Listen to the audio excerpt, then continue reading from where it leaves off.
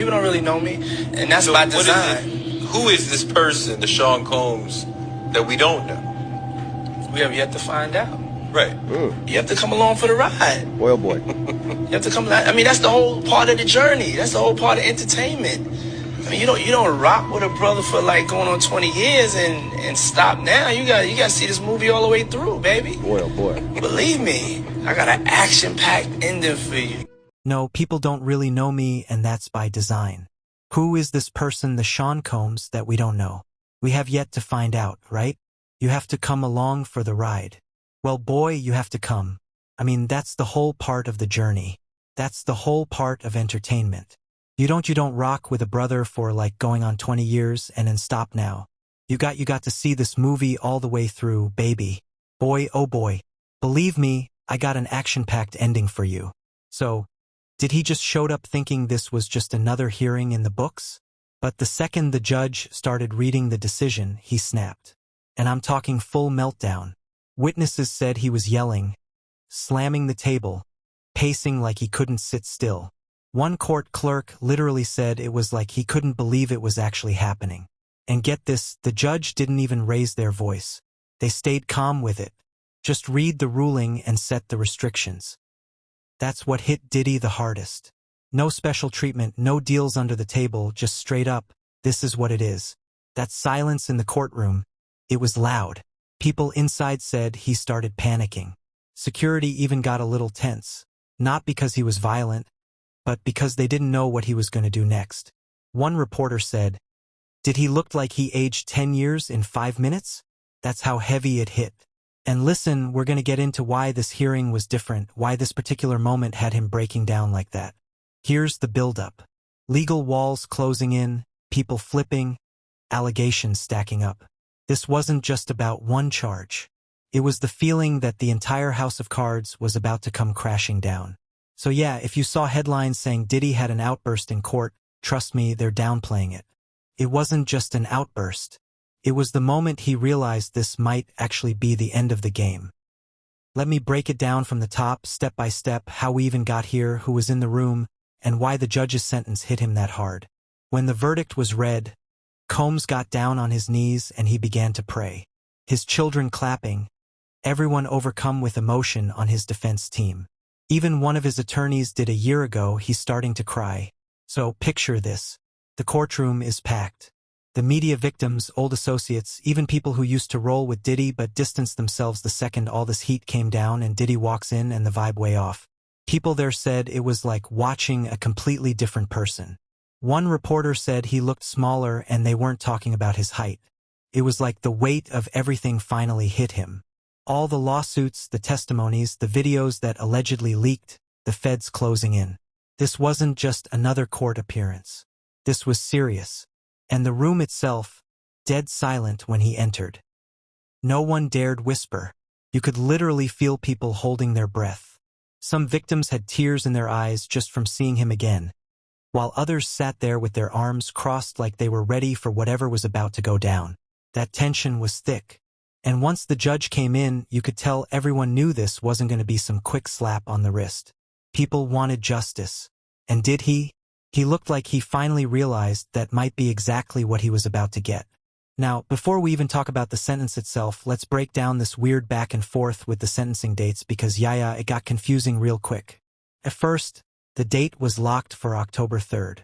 Then, out of nowhere, it gets moved up to September 22nd.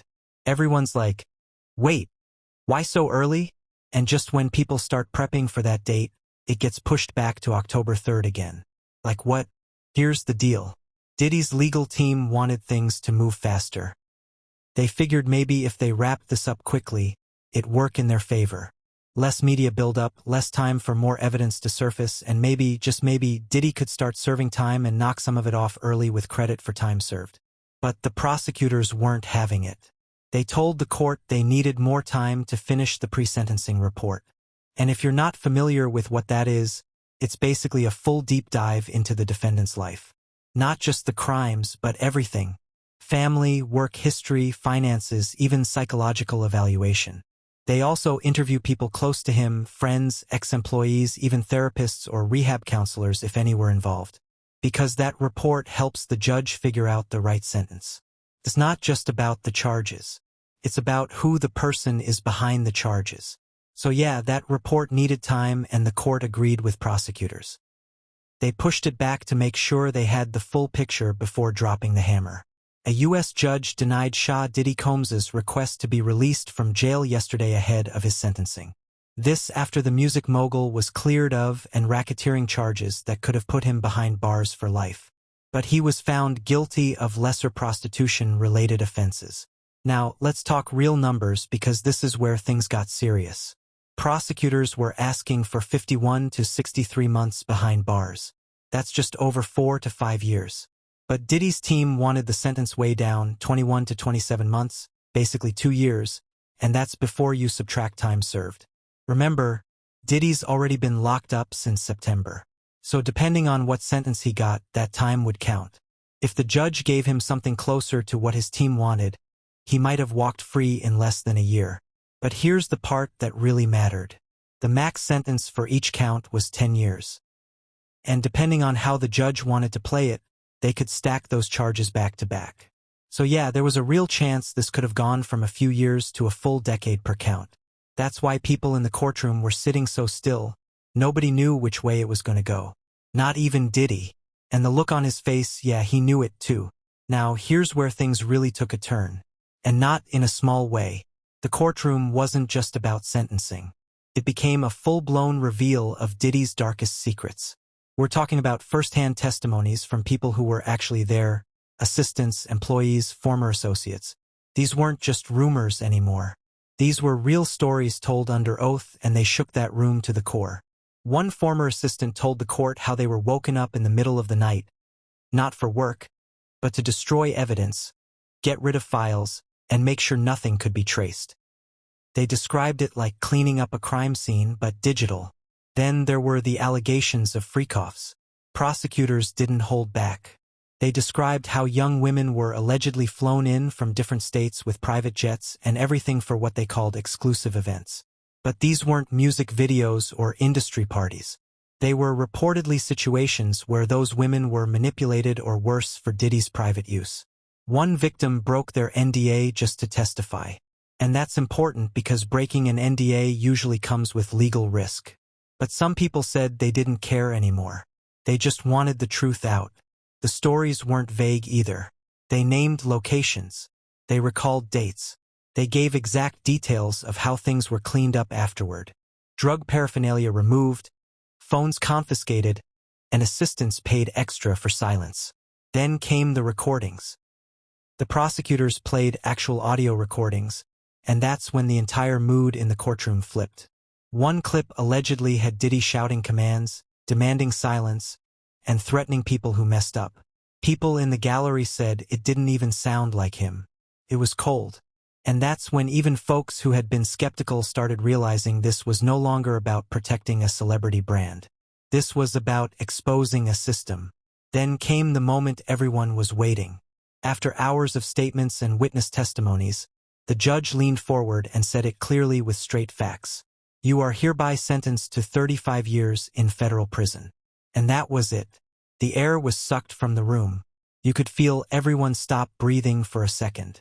But did he? He completely lost it. His voice echoed in the courtroom. It wasn't the calm, collected Diddy people were used to seeing on red carpets. This was a man watching his entire empire crumble in seconds. Security moved fast. They surrounded him, trying to calm him. He was shaking his head, pointing fingers, yelling about conspiracies. Meanwhile, the judge kept banging the gavel trying to restore order. But for a good minute, it was pure chaos. And let's be clear, this wasn't an over-the-top drama. Reporters inside confirmed it. Some said it was one of the most emotional breakdowns they'd ever seen in a federal courtroom. The crowd had gathered early, victims, media, former collaborators, fans, even random people just curious to see what would happen. And when sentencing fell, reaction was immediate. Some people started cheering. You could hear the claps echoing down the block. Others were crying, especially those who had come to support the victims. There were signs, chants, and full-blown media chaos. Every major outlet had cameras up, reporters talking live, trying to capture the emotion of the moment. But here's where it really hits. Within hours, Diddy's world started collapsing. Breaking news right now on ABC News Live. Jury has reached a partial verdict in the racketeering trial of Sean Diddy Combs. A note sent to the judge saying that the jury is unable to reach a verdict on the racketeering conspiracy count, adding that there are, quote, unpersuadable opinions. Both prosecutors and the defense agreeing with the judge's plans to instruct the jury.